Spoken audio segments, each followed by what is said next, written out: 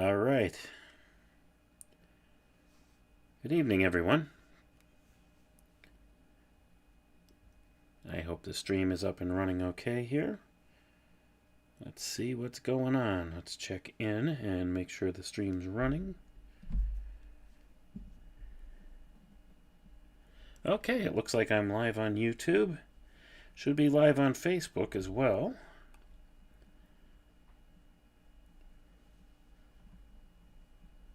If everything's going correctly, should also be running live on Facebook. Let's take a peek.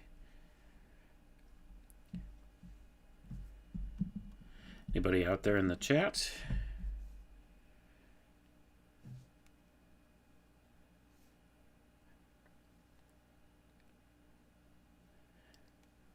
Okay, it looks like I got a couple people out there in the chat watching on YouTube. Good to hear from y'all.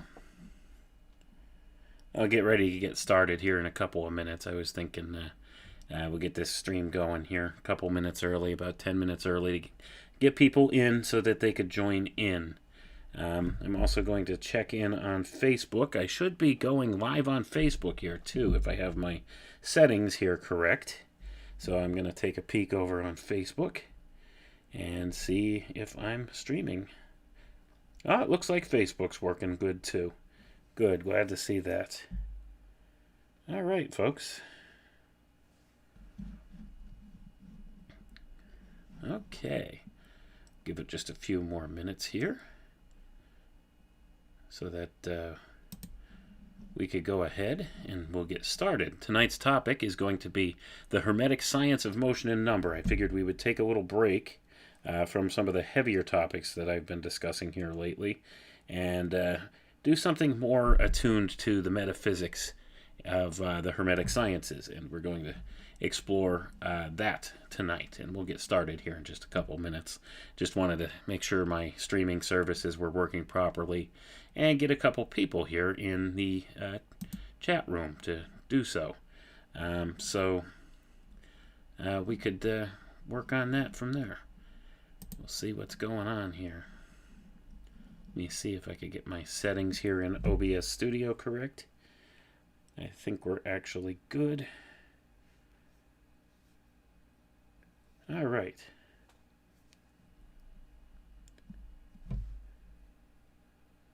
Hope everything's still going out live okay here. It looks like I have a stream, so that's always a good thing.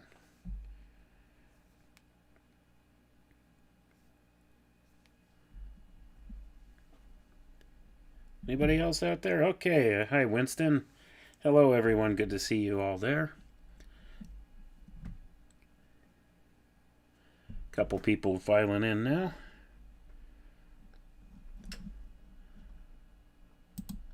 That's good. We're going to get set up here. Give me a couple minutes to get my things together. And like I said, we'll start this stream at right around 9 o'clock. Just wanted to make sure everything was up and running properly so I could go ahead and do this. I'm using some new equipment, so I'm still getting used to that. So bear with me, and we'll be good.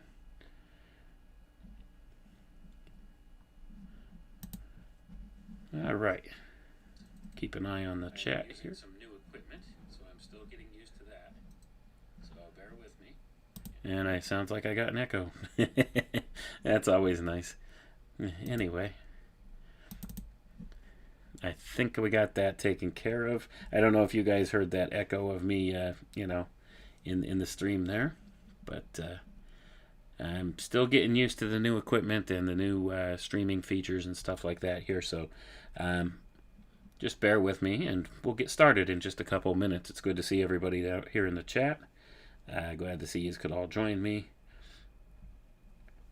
And we'll wait a few minutes, like I said, just to get some more people in here. And we'll go from there.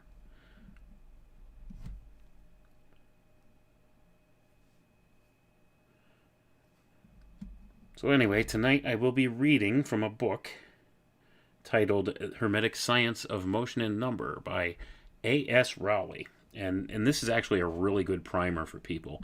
If you could get a hold of this book, look it up. It's a good one for sure. We're going to go through and just do lesson number 1. He has it broken down into 12 separate lessons there. So from that, we'll go ahead and give some commentary and go through, and hopefully people will learn a little bit from it. But I'm going to duck out for just a couple minutes here, so you'll probably have some dead air on the stream for a few minutes. And I'm going to try and wait until 9 to hold off here and get it up and running here. So just hang in there. We'll get started in just a few.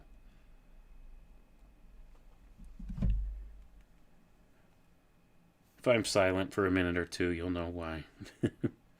Just trying to get everything on the up and up here.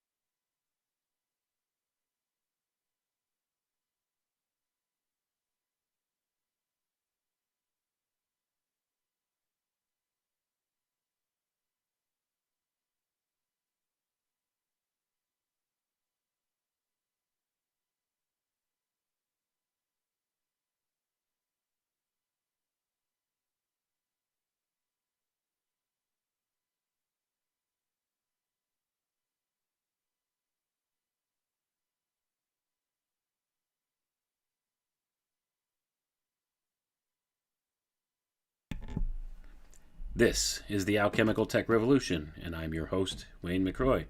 Good evening, everyone. We're going to begin now in earnest tonight. We're going to look at the Hermetic Science of Motion and Number, and we'll be reading from a book by a Dr. A.S. Raleigh, who is the late official scribe of the Hermetic Brotherhood. This book was written this is a reprint from 1924. I believe it was written in 1910, somewhere in that era originally. But this is actually listed as a course of private lessons from Dr. Raleigh himself to people on some of the concepts that are taught in some of the Hermetic Brotherhoods, some of the secret societies. And many of these principles are actually derived from ancient Greek metaphysics, among other things. So this is a really good source of information for people if you could find this book out there somewhere. The first paperback, it says here, was printed in 1981, so it's a book that stood the test of time. And it says, this republication of this book has been made possible by a bequest from Paul Gentile, copyright 1924, like we had alluded to there earlier. So this is actually a very good book. It's chock full of a lot of useful information. It'll give you a crash course on metaphysics, actually. So we're going to go ahead and just read what the first lesson here says. He's got it broken down into 12 different sections, and he has them listed as lessons, more so than, like, say, chapters. You could kind of, it's the semantics of it all. You could either call them chapters or whatever you want to do. But for time's sake tonight, we're going to go through and just do the first section here, the first lesson. And it's a good one, and I'm sure it'll probably take us about an hour to get through the whole thing. That's about what I figured I would keep this down to.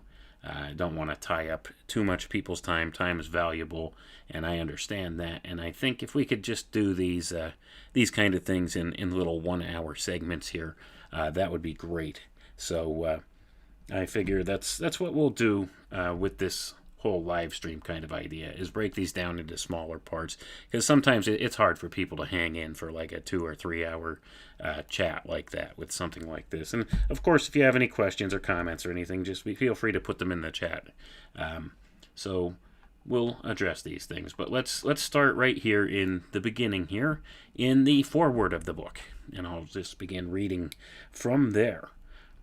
It says, in these 12 lessons, there is presented to the student a perfect knowledge of the science of motion. He will in this way be able to perfectly understand the ultimate as well as the immediate cause of all manifestation of nature. In this way, the first steps toward an understanding of the Theosophia will be taken. Without this knowledge, an understanding of nature in the abstract is an utter impossibility. I'm going to stop right there. That's the end of the foreword. It was only a very short paragraph.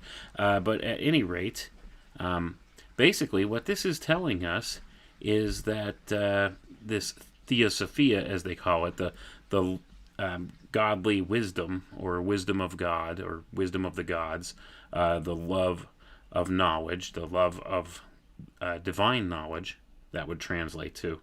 That's what it's looking for here, and it's about understanding how nature really works.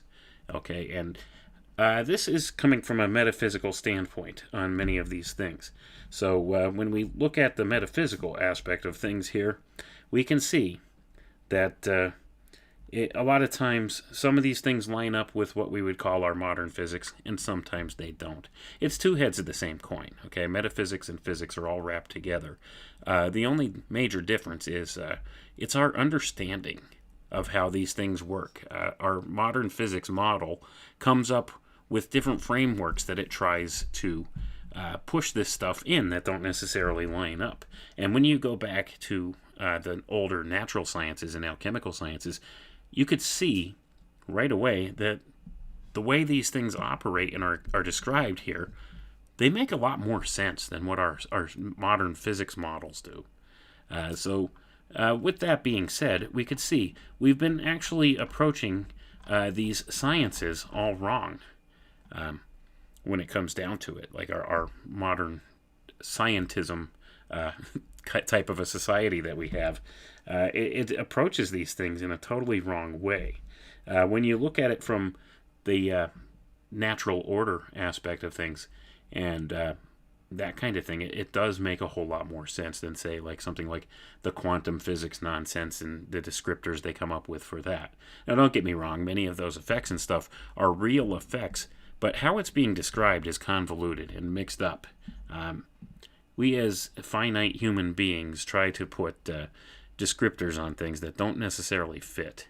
And in order to fit those kind of things into our little box of standard notion that we have for things, and that's what's wrong with our modern science. It tends to ignore some of the older ideas, thinking that they're backwards or something somehow, when actually it makes more sense, and it's been known from time immemorial. And if we pursue those avenues of thought, I think we could actually have a much better run at things. So anyway, let's take a peek here. Lesson 1. Here's the description of Lesson 1 in the table of contents, and this is what we're going to look at tonight. It says, the law of motion, showing how all material forms are merely the product of definite rates of motion in the ether, and how even the energies and forces of nature are merely the product of definite rates of motion.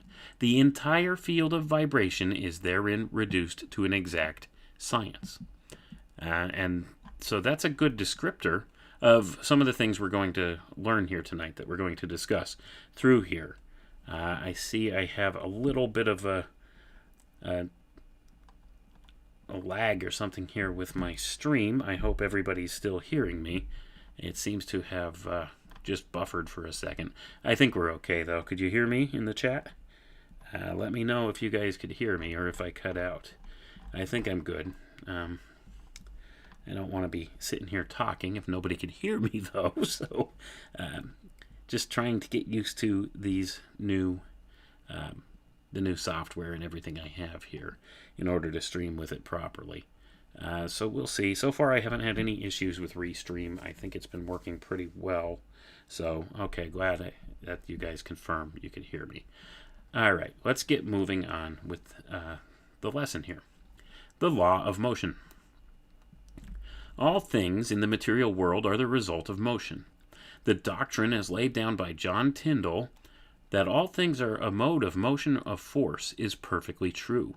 It is simply the reappearing of the ancient I can't talk tonight. The ancient metaphysics. I can't say metaphysics tonight. Wow. Anyway, back to the reading here. Tyndall adopted the theory from Schopenhauer. Schopenhauer adopted it from Kant, and Kant obtained it from the Neoplatonists, and they secured it from Pythagoras. Pythagoras learned it in Egypt and India. It becomes, therefore, the universal conception of the occult scientists of the ancient world. It is the key to the constitution of matter in relation to force. And I'm going to pause right there. So basically what they're telling you here is this is the series of people who have brought it forward into the modern era. And they trace it back to Pythagoras, and from Pythagoras back to Egypt and India, and to people unknown from way back in our early prehistory, per se. So many of these things have been passed down through time, through many of the philosophers and many of the people, metaphysicians who understood these things and taught these things to each other. And they've been kind of secured in what we would call the mystery schools in ancient times, and passed forward down through the lineage, through time, through what are mostly our modern secret societies. So, this knowledge has been recorded, and much of it has only been passed on in an oral form from teacher to student through an unbroken line of succession. And that's the interesting part. But many people have attempted to put portions of this to paper. And that's what we're looking at here tonight. Like I said, this is a really good breakdown of how many of these metaphysical ideas operate. And if you understand these, I think you'll have a better understanding of how the world truly works. You'll notice that things begin to make more sense to you than if you look at it through the lens of our modern science. So, at any rate, let's continue on here. The modern chemist is coming to discover the truth of a number of those things which were held and taught by the ancient alchemists. We are beginning to learn that the so-called elements are not really simple elements, but are in reality more combinations. We were taught some years ago that there were 72 elements. I'm going to pause there, folks. Remember, this is 1924 is the reprint date. I think the original date of this was 1910. So 72 elements. Let's continue where we left off. We were taught some years ago that there were 72 elements which were absolutely elementary and could not be divided. We have found, however, that there are 86 so far located as so-called elements, but none of them are really elements. They are simply combinations. The molecule. The molecule is the unit of the element. The element cannot be divided without the dissolution of the molecule. Physical change consists in the division of any substance in a group of matter into its constituent molecules.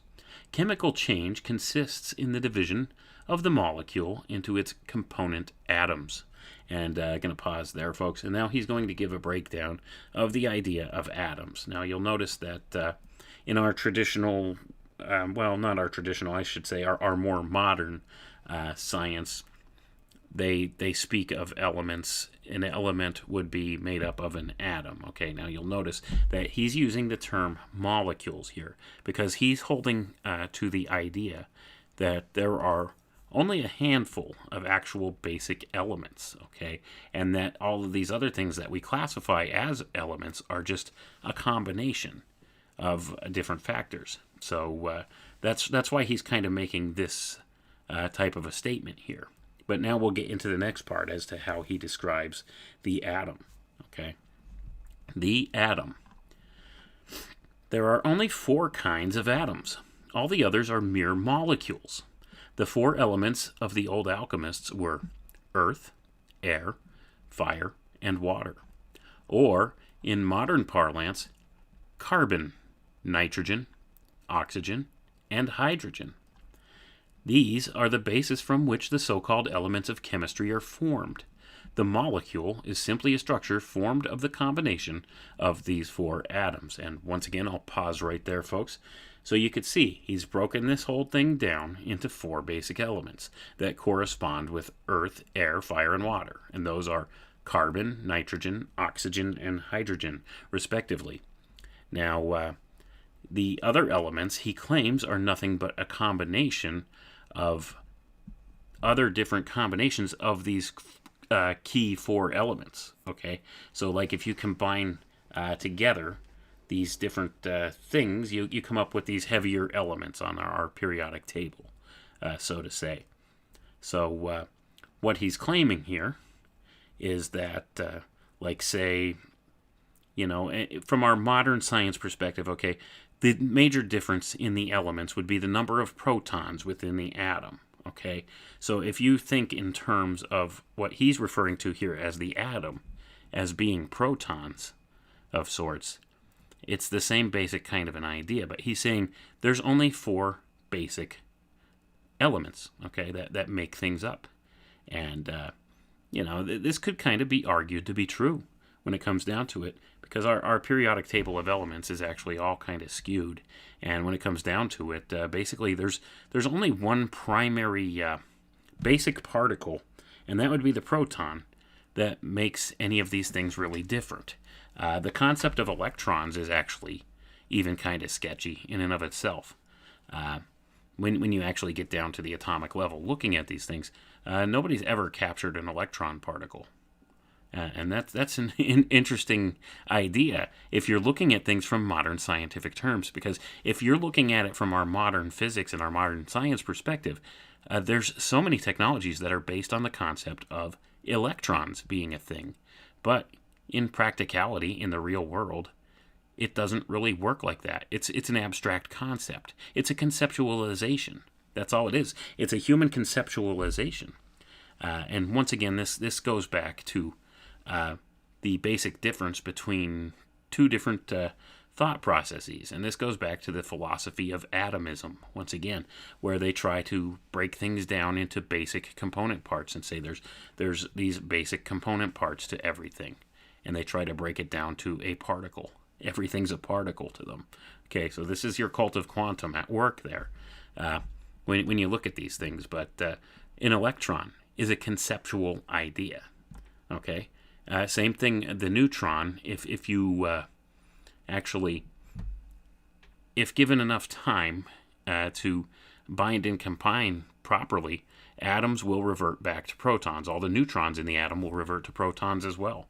So they'll either split off and form, a new atom, or it'll revert to a proton. And this is kind of how what you would kind of call a what would we call it? The change in elements, like a transmutation of sorts. I don't want to use the word transmutation, but this is basically what the alchemists thought of as being. It would be a transmutation from one element to another, or you could have like a heavy element.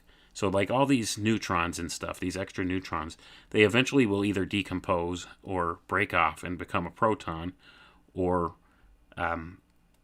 they'll just become like a heavier element, so per se.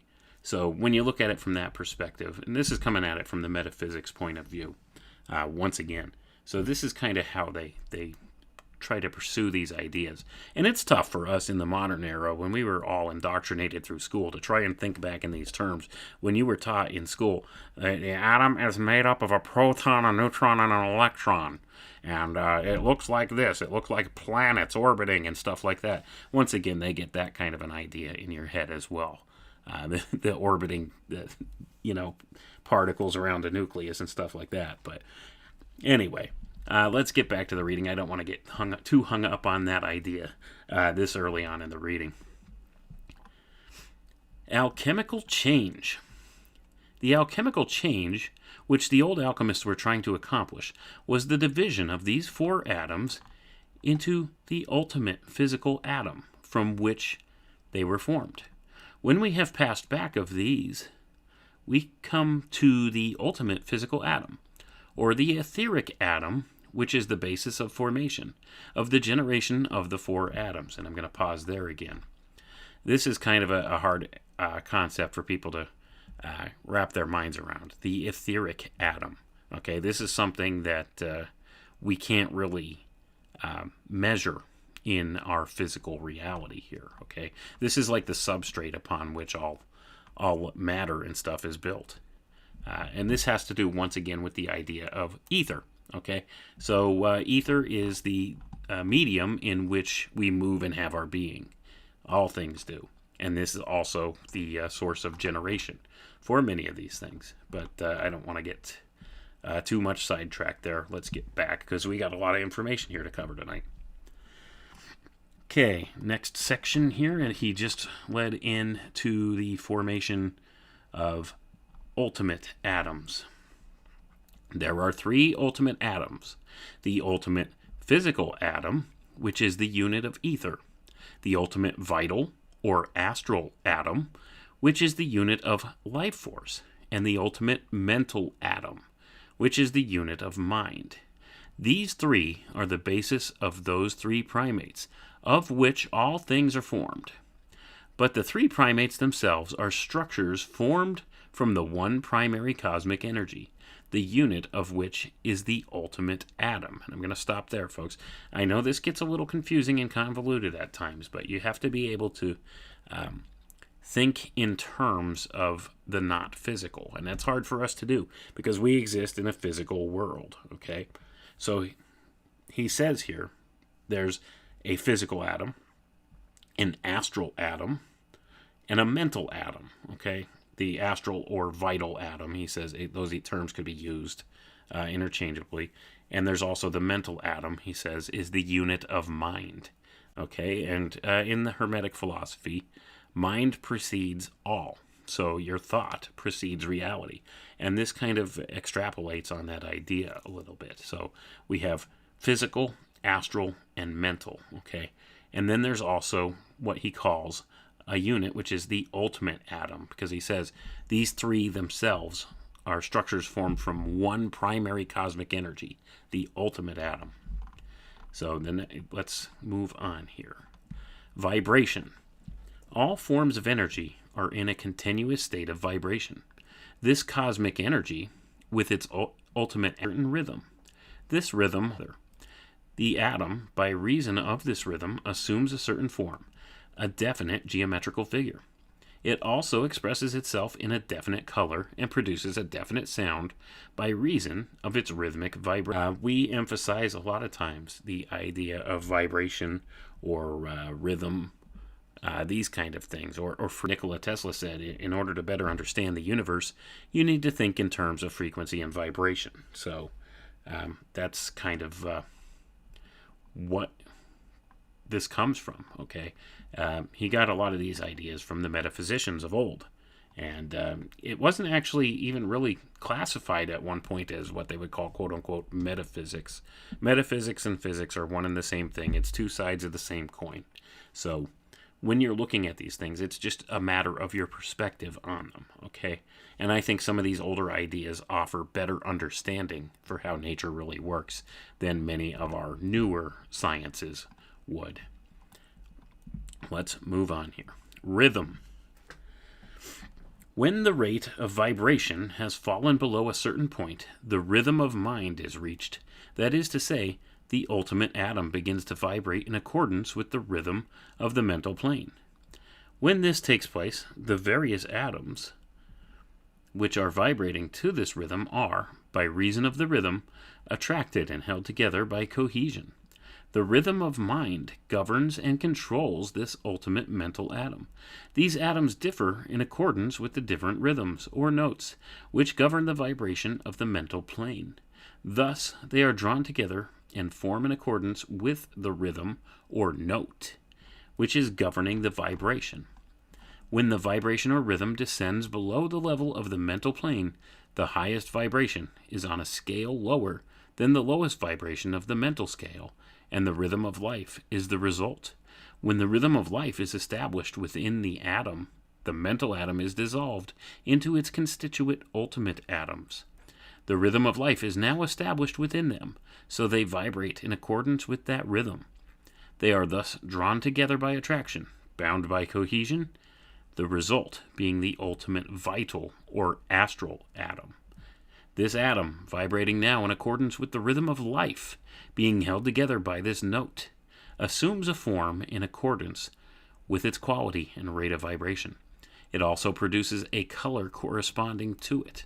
By a high rate of vibration, we mean a rapid, intense vibration, also a short wavelength vibration.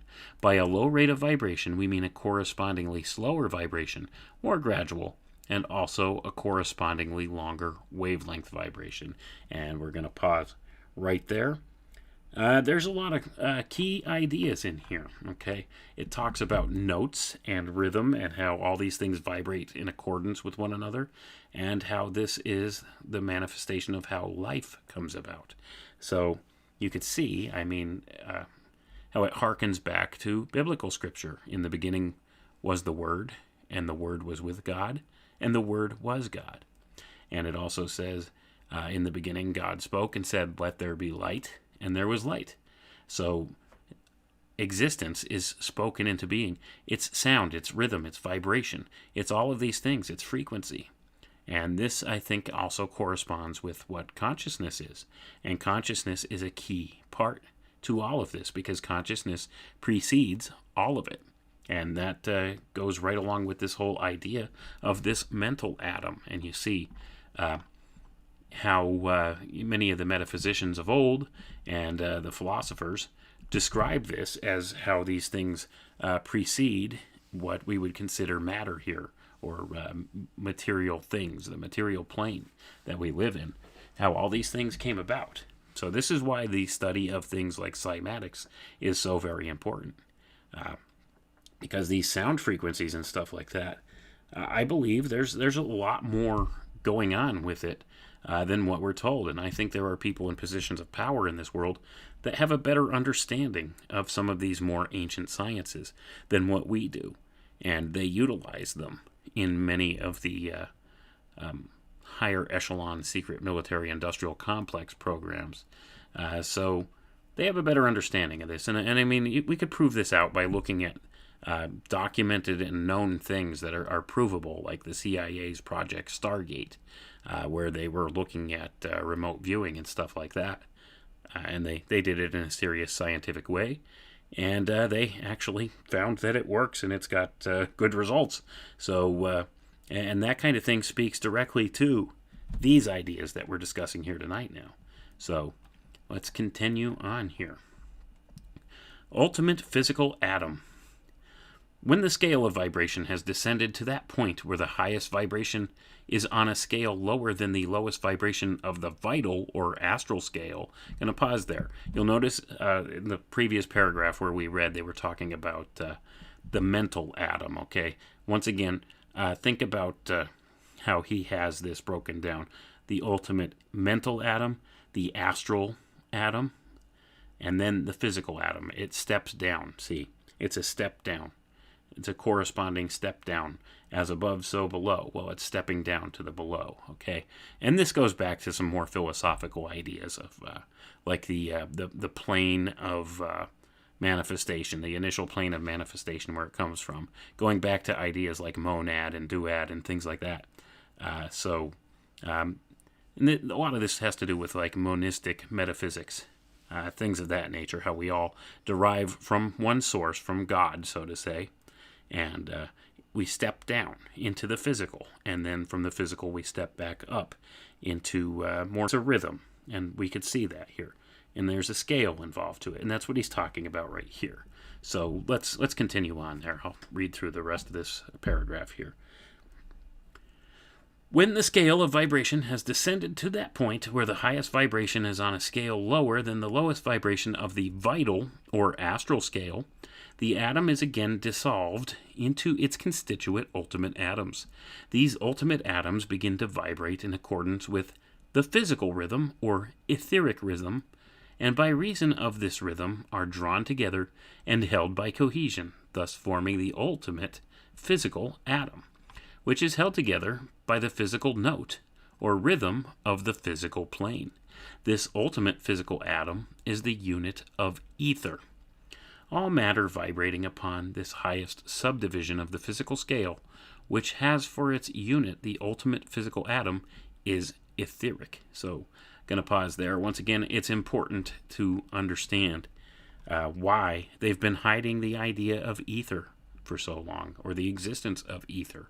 They don't want people to understand this, because if you have a basic understanding of these ideas, then you could have a form of power. Knowledge is power, okay, when it comes down to it. So knowledge of these steps of manifestation, of how things come to manifestation, can lead into a disparity of power between those who want to control everything and those that just want to be left alone and maybe be able to manifest good things in their own lives. See? So it's always about these people in positions of power that want to be controlling things. These technocrats at the top of the power structure here. The ones that want, to really put together this whole panopticon lockdown type scenario here that we've been living through this past year. So anyway, but not to get too hung up on that idea, let's continue reading here and see what else we could learn here. The physical atoms, by reason of this rate of vibration, travel in straight lines back and forth. The mental atoms, by reason of their rhythm, travel in zigzag lines. The astral atoms, that is to say the atoms of emotion, feeling, desire, travel in a curved line, while the life vibrations of the astral atom travel in a spiral. And I'm going to pause right there. There are so many important aspects of knowledge held up in that one paragraph that I just read. How the physical atoms travel in straight lines. Remember this. Mental atoms travel in zigzag lines. Astral atoms, that's to say emotions, feelings, all of that, travel in curved lines. And life itself, the vibrations of life itself, travel in a spiral. type of a scenario. This is the basic conjugate geometry of existence. These four facets of things combined together. This explains how magnetic fields work, first of all, and that's one of the key forces, one of two key forces, and they're actually the same force, just different aspects of it: electricity and magnetism. Two sides of the same coin, once again, when you're looking at it. But basically, these ideas correspond directly with how nature works, in my view. And it makes more sense than the idea of all these tiny particles colliding. That's the way they want you to believe. They want you to believe everything has to do with a tiny particle colliding together and affecting one another. When in reality, you could see this makes more sense, okay? If you think in the terms of four different planes: the astral plane, the etheric plane, the mental plane, and the physical plane, okay? When you think in terms of this, you could see how, if you're looking at the geometry of how it all interplays together in a four-dimensional geometry, how this all works. And it's kind of hard to conceptualize sometimes or look at, but I would say if you think in terms of electricity and magnetism, how that works. When you look at different models of how that works, how it creates toroidal fields, okay, and how everything in nature tends to form into a spiral pattern, okay. These things, there's meaning for this, and this is kind of some of the metaphysics that lies behind this. And once again, physics, metaphysics, same thing, different sides of the coin. It's all a matter of how you observe it, your observation point. So, but let's read on here. Thus, in the various forces of nature, these various forms of energy in their vibratory activity not only assume a definite form, but also travel each in a definite direction, pertaining to itself alone.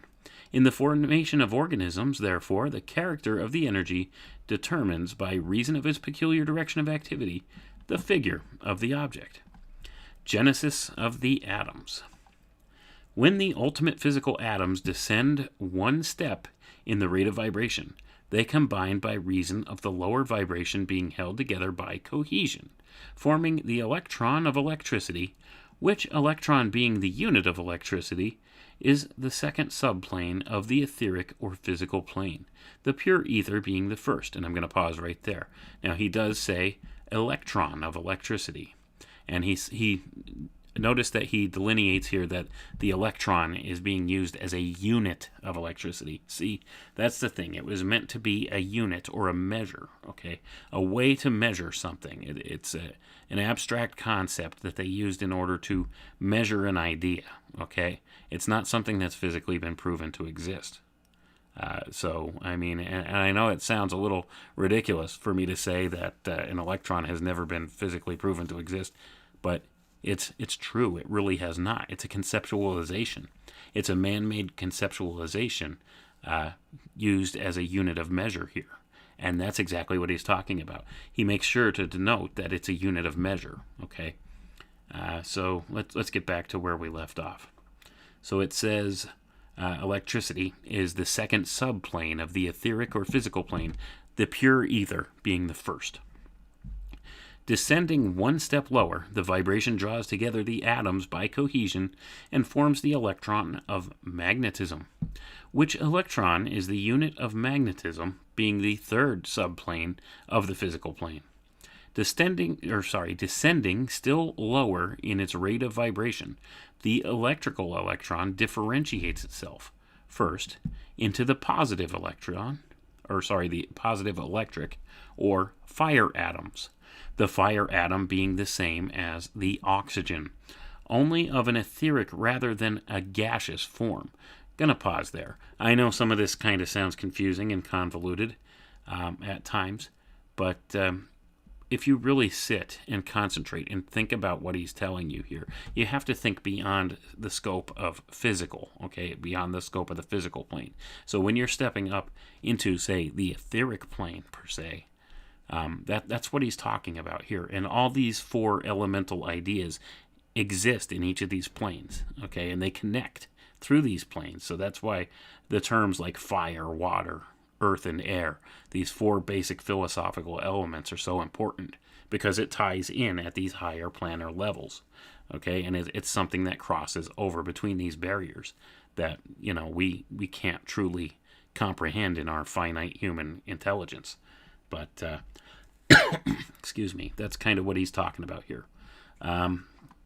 Anyway, second, into the negative electric, or water atom, which is the same as the atom of hydrogen, only being etheric rather than gaseous. Each of these atoms has its own particular cord, which binds together and holds the various electrons by cohesion so as to form its atomic structure. The atom being merely a structured formed of electrons, the electrons of magnetism, descending one step lower in the vibratory scale, vibrate to another cord which binds together and holds them by cohesion, forming the positive magnetic or earth atom, the same as the modern atom of carbon. The magnetic electron descending still further in its vibratory rate, a number of them are drawn together by reason of the lower cord and held by cohesion, forming the negative magnetic or airy atom, the same as the modern chemical atom of nitrogen. And I'm going to pause there. So you see how he attributes these different qualities to these things. Okay, the fire, water, earth, and air. See, air would be the negative magnetic. The earth would be the positive magnetic. And then the electric would be the fire. That would be the positive magnetic. The positive electric. And water would be, I got those backwards. Yeah, water would be the negative electric. So fire, positive electric. See, water, negative electric. Earth, positive magnetic, and the air would be negative magnetic. So there's different attributes being applied here to these ideas, these things. And when you actually try to put the modern chemical name on these things, so carbon would be positive and magnetic in attribution, and nitrogen would be negative and magnetic in attribution.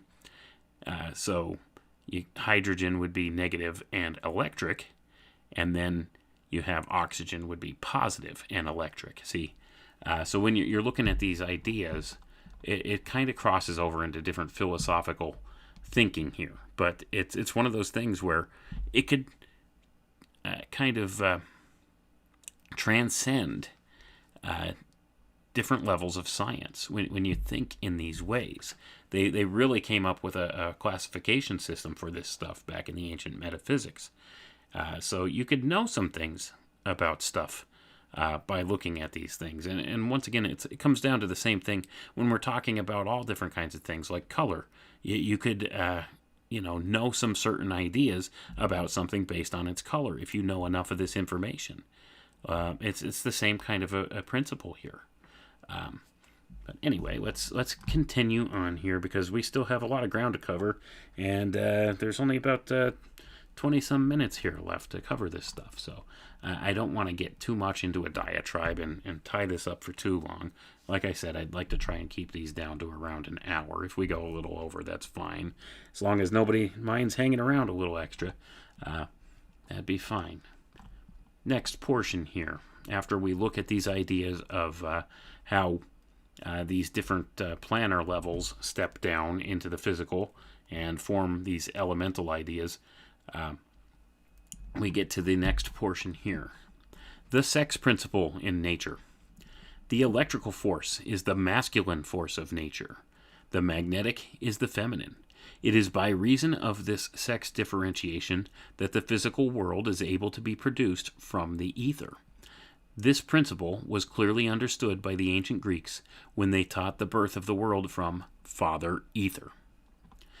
It will be seen, therefore, that far from being a mere animal condition for the sake of carnal gratification, sex differentiation exists in the very foundation of nature. The manifested universe could have no existence without it. It is by the union of the two principles, electricity and magnetism, each positively and negatively differentiating, so as to form the four elementaries oxygen, hydrogen, nitrogen, and carbon, otherwise earth, air, fire, and water, that the chemical world has been produced. So I'm going to pause right there. There were a lot of important ideas right in that paragraph there. So you see, when you look at these things, what are they doing with the principle of gender in the world today? Well, it's all muddled up and confused right now, isn't it? And this is the reason, because you see, it says right here, sex differentiation exists in the very foundation of nature. So, in order to completely invert the natural world, this is something that they would like to eliminate from the equation. Okay? They don't want there to be this inherent difference or these inherent ideas. But they do exist at the very foundation of nature. And it's because of these differences that everything even exists. I mean, it's a simple idea when you think about it in the form of how does the human race carry on? A male and a female have a child. That's how it exists. It's the same kind of thing. Well, you eliminate a portion of that from the mix, and there's no new life. See, so that's the thing. That's why it's a part of the very foundation of nature. In order to obtain life, you have to have this. How does he refer to it here? Sex differentiation. This condition. That's why there's a masculine force in nature and a feminine force in nature. And these things are always, kind of shown in the elemental type form. So let's move on to the next part here. Personification of the elements. We can now, in the light of this, understand why all nations of antiquity have personified fire and water, the electrical elements by gods in the male form, and the earth and air by goddesses in the female form, because they are magnetic, therefore feminine in their genesis.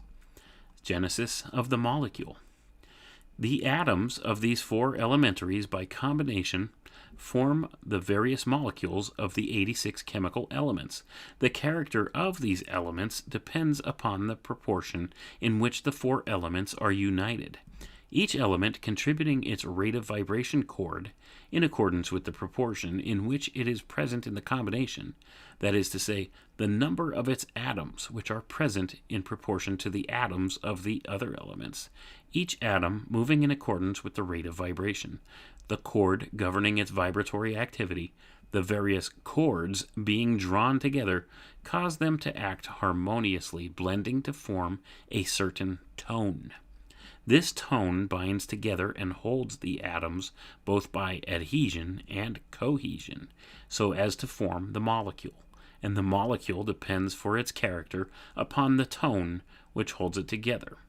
And I'm going to pause right there, and we're getting to a very important concept here in this next portion, and it's something we need to pay careful attention to, because it's foundational to things that we can understand to be true. And it's also important for us to explore this idea. So I'm going to continue on here with the reading. The keynote.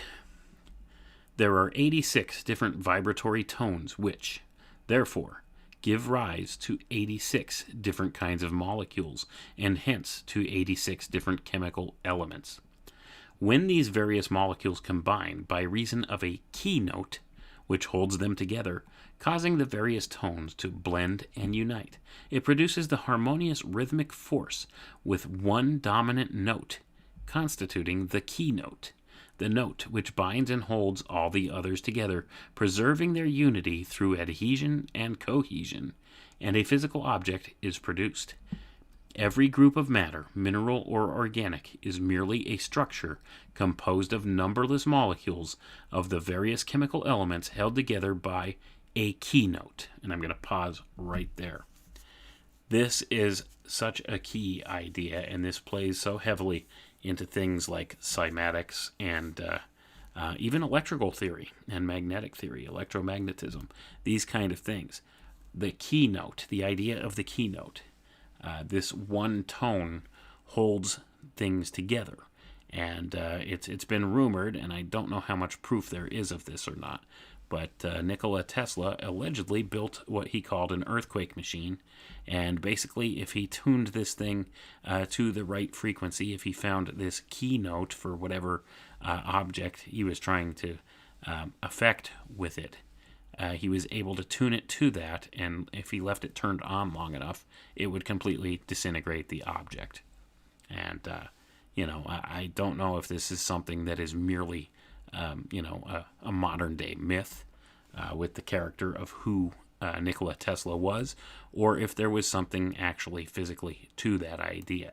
And I really think there may be, based upon this keynote idea. So you could see it was rumored, and there was some form of earthquake machine or something that he had developed. I think there are actual writings verifying that, but whatever happened to it, no one can say for sure. But, does it work on this principle? I think if it's a real thing, and if it could be sussed out to be true, this would probably be the principle that it works on, is the principle of the keynote. But let's go ahead and continue the reading. We can see from this that everything in the material world is nothing but the result of vibration. The very form, the very substance, so-called, which we look at and take for reality, is nothing but a fortuitous concourse of atoms, as Professor Haeckel once called it, and this fortuitous concourse of atoms is nothing but the outgrowth of a harmonious state of vibration. Genesis of form. The whole secret of the constitution of matter is therefore this: all form is merely a mode of motion of force, and force itself is but a mode of motion of the original cosmic energy. In fact, form is found on all the planes of nature, the forms present in the finer forces simply combining to form the more gross forms on the lower planes of nature. This is the secret of the philosophy of Kant, Berkeley, and Schopenhauer, which teaches that the material world is only an illusion. The ideal world is the reality. The physical world is but an illusion. It is also the secret underlying the Vedanta philosophy, and those various philosophies of India, denying the reality of the material world, teaching it to be but an illusion of the senses. And I'm going to pause right there, folks. So see, that whole concept of the fact that we may be living in a quote-unquote simulation, or it's all an illusion, this kind of thing. That didn't originate with the movie The Matrix, folks. This goes back a very long time. Many of the metaphysicians and philosophers of ancient times understood this to be a truth. Okay, the material world we live in is sort of like an illusion in many senses. But anyway, let's get back to the reading. We look at a block of marble, for instance. It appears to us to be solid. We think, here is reality. Truly, here is substance. We speak of this as being something tangible, something real. The other things, idealism, etc., being visionary. A greater mistake was never made. This block of marble, which we regard as being so real, so substantial, is in truth merely millions of molecules, relatively as far apart as the Earth is from the Sun, which are revolving around each other, vibrating about one another, and only held together by reason of the keynote, which binds together and unifies all the various tones, chords, notes, rhythms, vibrations, etc. Unreality of matter. Were it not for the intense rapidity of this vibration, we would be able to see the unreality of the object. The only reason why it appears to be solid, firm, substantial is because its molecules are vibrating so rapidly we cannot see them. Were the keynote to cease, were a force to be introduced sufficient to break the power of this keynote, the binding power, immediately the block of marble would be dissolved into its constituent molecules. They would each and all go off on a tangent. the force which preserves the equilibrium and binds the molecules together having ceased to act, the object would disappear. And I'm going to pause right there. And this is kind of what was reported with this alleged earthquake machine that Nikola Tesla built. This kind of an idea. So you could see the idea of the keynote has been around a long time, and it could be something substantially important to modern science.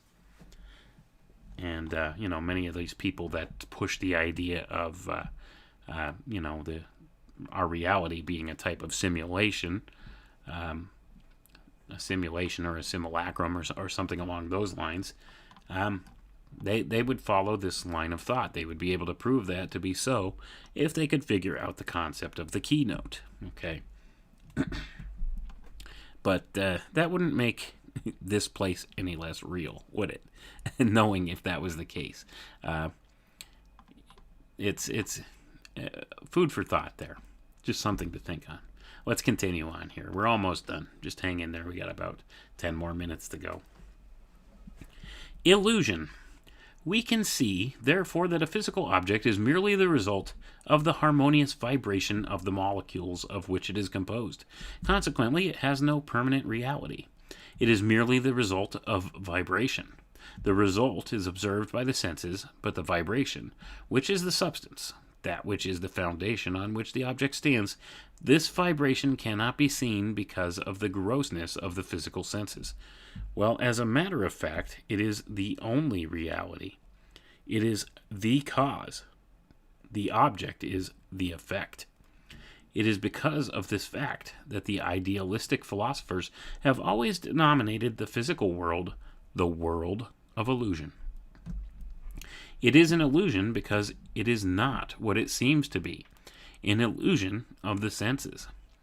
Because of this fact, the Vedantins have always taken the position that the material world was nothing but a mode of motion of the ether. Therefore, the ether is the only reality. This was also the doctrine of Kant and others, but only this. Sankaracharya realized that the etheric self, as well as the life and mind, even are but mode of motion of the cosmic energy, the inner akasha of the Hindus.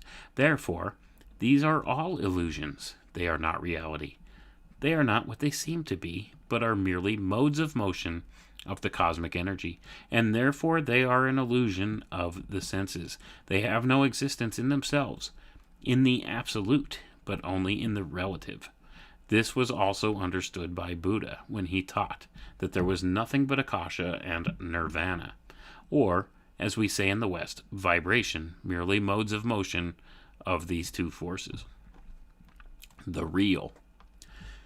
But Sankaracharya and Sri Krishna go still a step further, and they tell us that as matter of fact, akasha, the cosmic energy itself, is merely a mode of motion, merely a rate of vibration of nirvana or spirit, and we can go still further.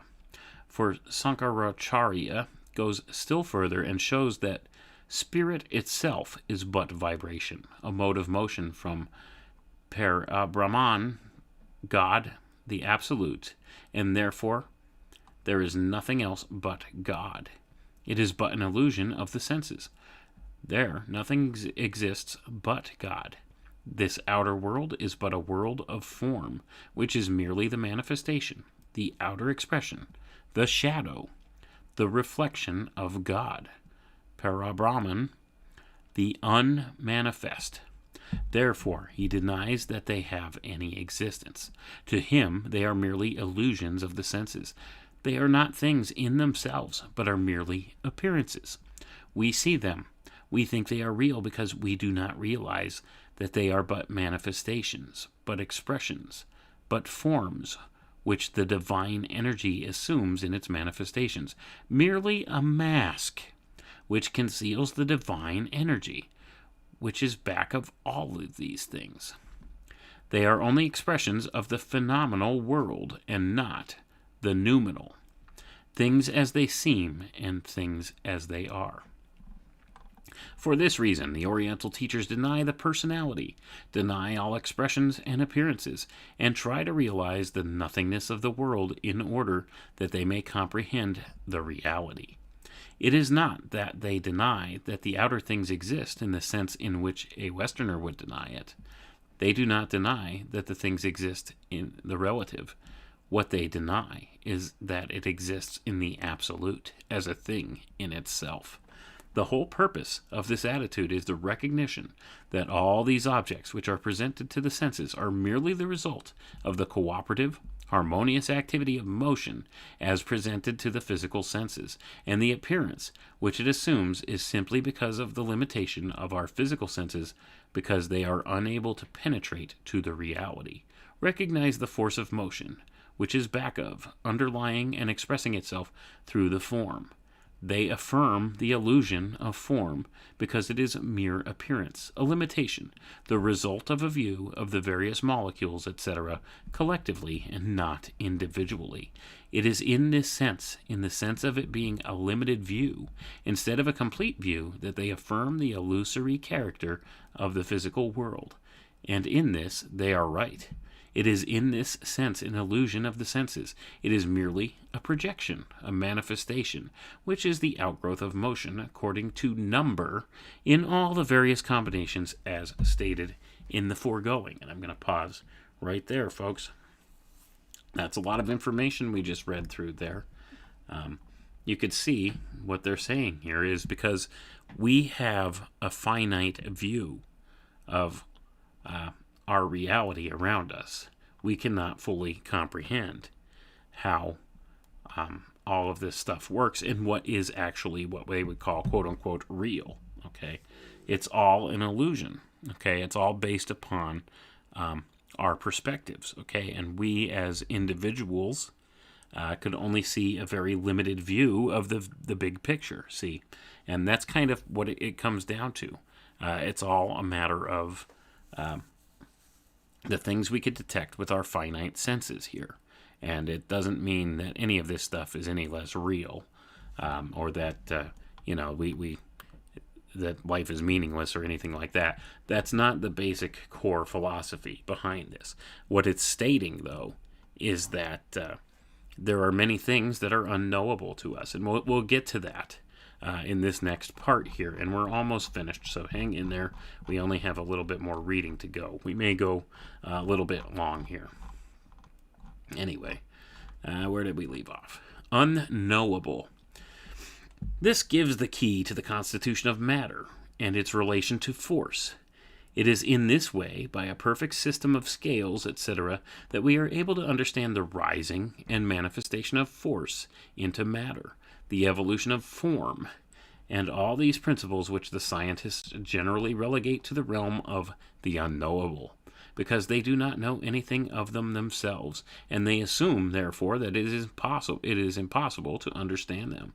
Ever since science accepted the dictum of Herbert Spencer that the absolute is totally inexplicable, that the mind cannot form the slightest comprehension of things in themselves, but can only comprehend the relative, all effort for the attainment of ultimate knowledge has been abandoned. Starting out with the assumption that knowledge is received through the physical senses, this view is perfectly consistent. But there is a realm beyond the border which can never be penetrated by the physical senses. Man has been provided with a set of metaphysical senses for the cognition of this realm of nature. The facts cognized by these senses are just as much facts as those cognized through the physical senses. And I'm going to pause there, folks. He's making an important distinction here. Not everything is objectively measurable by scientific method, okay? But it doesn't make it any less valid. And that's why, it's important to look at things and information that's obtained in other ways other than strictly through what they would call the quote-unquote scientific method, or things that are measurable and like objectively measurable in the physical sense. There's certain things in this world that are subjective, and you can't measure them through the scrutiny of scientific method. And that's what this is talking about here. And this would be the side of the coin that we would call metaphysical. Okay, so there are certain things that we can know about, say, these other planes of existence, or these other aspects of the nature of our reality, through other means than what they would call science. All the science people out there. But let's continue on. We're almost done. I'm going to finish up the reading now. The facts cognized by the senses are just as much facts as those cognized through the physical senses. When the intellectual faculties derive all their facts from the physical world, they can only arrive at physical conclusions, for the intellect can only reason from data, and as the data is, so will the conclusion be. Even in the case of deductive reasoning, the effect must correspond to the cause, which is taken as the premise from which the deduction is made. It will be seen, therefore, that without data concerning the metaphysical realm, it will be an utterly impossible feat to attain unto a knowledge of metaphysical truths by the reason. What we require is an induction based upon all the phenomena of nature, both physical and metaphysical, leading to the principles which will be universal, and may be taken as a basis for deduction, which will lead unto universal effects, thus enabling us to reach noumena, and not merely phenomena. In this way we will have a real science, and not merely a physical philosophy. With this science of cosmology, there must be correlated a perfectly scientific knowledge of man in all of his parts, dealing with all of the principles, the unseen and occult, as well as the seen and tangible. The latent powers of the soul must be considered and assigned their proper place, as well as all of the present known psychic faculties. In this way, a perfect and complete psychology, dealing with the entire constitution of man, must be formulated and correlated with the science of cosmology above described. Together with this, there must be correlated a science of divinity, resting not upon speculative philosophy dealing with the testimony of another, credulity, or human opinion, but upon individual interior illumination. Our view of God must rest solely upon personal experience, upon an individual union with Him, resulting in a personal acquaintance with Him. It must be a matter of absolute knowledge, not mere belief. Such a knowledge of God, resting upon individual enlightenment and not upon testimony, no matter how reliable, will constitute a true theosophia, or divine wisdom, it says in parentheses, rather than a theologia, divine knowledge, it says in parentheses. This is the true meaning of theosophy in its narrower sense, and only those who have this divine wisdom are theosophists in the true sense. When this theosophy is correlated with the psychology and the cosmology above described, we will have a complete science showing the relation between God, man, and the universe, and at the same time containing nothing but absolute truth. In this way, the road to ultimate knowledge, or more properly speaking, wisdom, in relation to all things, both natural and divine, is opened. And this is the meaning of theosophy in the broader sense of the term. Nature being but a manifestation of God. Theosophy, divine wisdom, must in the ultimate include the relation of nature, the effect, to God, the cause. The various theosophical societies have reduced theosophy to a philosophical cult, and have thus destroyed its character of a science, or rather of the divine wisdom. Sorry, excuse me there. True theosophy has nothing to do, one way or the other, with the theories which these societies have falsely put forward under the sacred name of theosophy. The divine wisdom is the sense above stated, is what we teach in these lessons. We therefore teach everything, but only absolute truth, in regard to every subject, giving the relation between God, man, and the universe, and only giving out first-hand knowledge on each point so dealt with. As an introduction to the study of this theosophia, it is necessary that we have an understanding of the ultimate constitution of nature. In order to accomplish this end, the science of motion and number, or true metaphysics, must be understood. This science gives the ultimate cause of all the phenomena of nature. It is, in a word, a kind of transcendental physics, dealing with the unseen as well as the seen. The first requisite, therefore, to an understanding of Theosophia is an understanding of the science of motion and number. And that is the end of Lesson 1, folks. So, the author here has pointed out something very strikingly obvious in, this last section here. He says, the various theosophical societies have reduced theosophy to a philosophical cult and have thus destroyed its character of a science, or rather of the divine wisdom.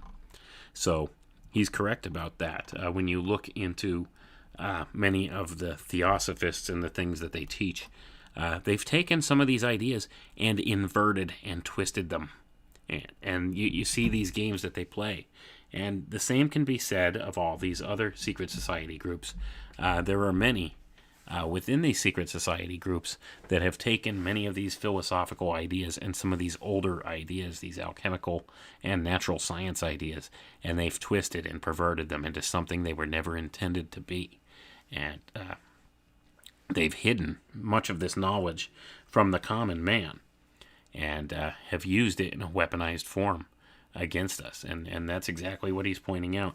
And we see that in the popular theosophical movement, the Theosophical Society, and many of those type things led by Madame Blavatsky and others.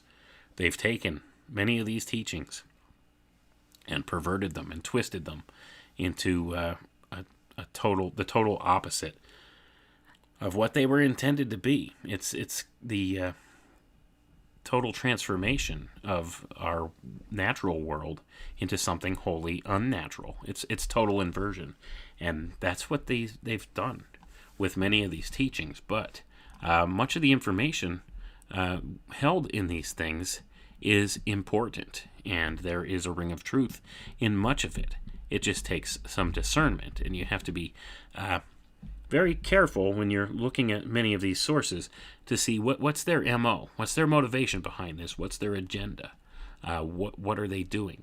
Are they puffing themselves up, their ego with these things? Are they claiming to be something that they're not? Are they trying to attain godhood?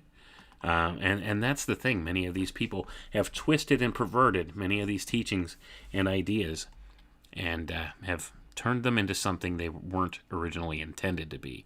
But I'm here to tell you, folks, there's many of us out there who are rediscovering some of these older philosophies and ideas, and finding the good and the true within them, what the original intentions were.